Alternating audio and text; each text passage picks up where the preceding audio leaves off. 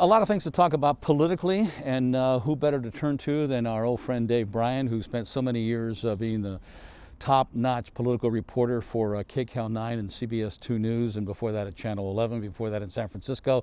He goes back years and years and years. So we thought we'd pick his brain about what happened in Washington with the second impeachment hearings and trial of President Donald Trump. Where does Mr. Trump go from here? Where does the Republican Party go from here?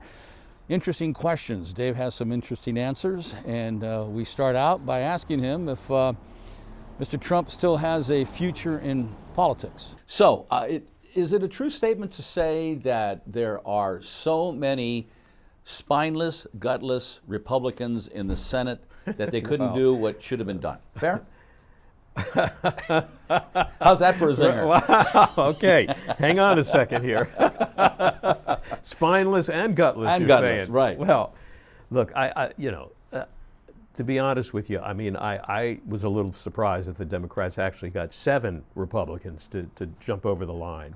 When you look at that 7, only one of them is up for re-election in 2022. So, look, I mean, they're politicians. And right now, Donald Trump is running that party, and he's got complete control over it. And they know that he can be very vindictive. And, one wrong move and they're gone. Is it a profile in courage? No, not at all. Well, you didn't expect them to find him guilty, did you? No. I mean, I don't think anybody did. No, they would have needed 17 votes. Right. I'm surprised they actually got 7, to be honest with you. Like I said. So was all this a waste of time, taxpayers' money? No, I don't think it was a waste of time. I think that the Democrats felt it was important for people to see and hear and really understand what happened here. This wasn't just a crowd of people, hanging outside and banging on the windows and stuff. It went far beyond that. Most importantly, from the Democrats' point of view, was the role that President Trump, former President Trump now, played in all of this. And I think they felt it was really important to do that. They didn't think they were going to get him convicted, but they just felt like, this was an important thing for people to see and to understand and to know how close the country came to a real turnover. Of course, most of the Democrats in Congress and in the Senate knew that, but you think they just wanted to make it clear that the rest of the public knew what they already knew? This was for the public. Absolutely right. But remember, they were under time constraints too. A Democrat just became president, and he's got a lot of issues.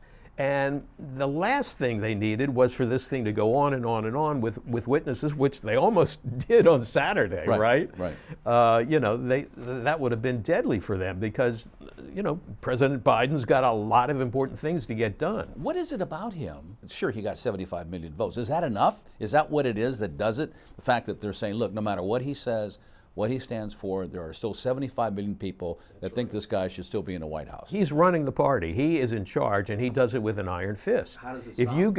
if you irritate him, if you go against him, he will chop you down. Does it stop? One possibility is there could be criminal charges because there are a variety of potential criminal cases maybe against him, including perhaps a criminal case involving this particular incident, his urging people to go to the Capitol, They're considered long shots, but, they're in Atlanta, they're checking on his telephone calls, asking the Republicans there who were in office, to find a way to get the votes for him, In New York, they've got a potential case about some of his buildings and some potential stuff that was going on there that could have been criminal. So, it's possible, but it's much more difficult to get a criminal case going and to win a criminal case in a situation like this. So short of that, let's say that all of these efforts fail and he stays the Teflon man. Yeah. 2024, he's the real number one candidate for the Republicans? Right now.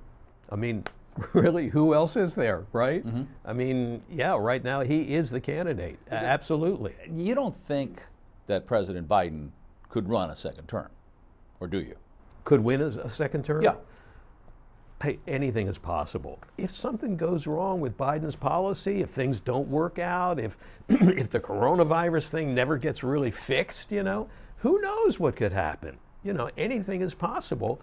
And Trump does have some very determined and very loyal people who favor him. I'm just trying to think some of the presidents that have left office. Yeah. Well, of course, they didn't leave office the way this happened. That's right. Never had someone kicking, screaming, saying, I was robbed, I was robbed. Yeah, absolutely. Nothing even close to this. Yeah. I mean, we've had close ones, even in our lifetime, we've had some very close elections. I was in Florida where they were looking at the little Right. voting cards, remember, holding them up in the air. I mean, that's how close it was, right? But not like this. This is different. Is the public getting tired of this now, you think? Are they saying, come on, enough's enough, leave the guy alone, just go on and forget it? I think there's a large number of people in the country that feel that way, and they say, hey, he wasn't convicted, let's move on. And for other reasons, the Biden administration is saying, okay, let's move on now. We've got a lot of things we got to take care of, the coronavirus, immigration, you name it. There's a long list of issues that he needs to address and wants to address. And so, in some ways, that's why this was such a short proceeding for an impeachment, because the Biden administration really needs to get underway. They've got a lot of big problems, and if the Senate was focused solely on this particular hearing, nothing was really going to get done. Mm-hmm. Very true. Give me a prediction. Trump goes and buys a TV station and has a talk show. He takes over for Rush Limbaugh. He has his own show. What does he do? One of each, I think. He's already planning. He's got events now set up for next week, I believe, if I remember correctly.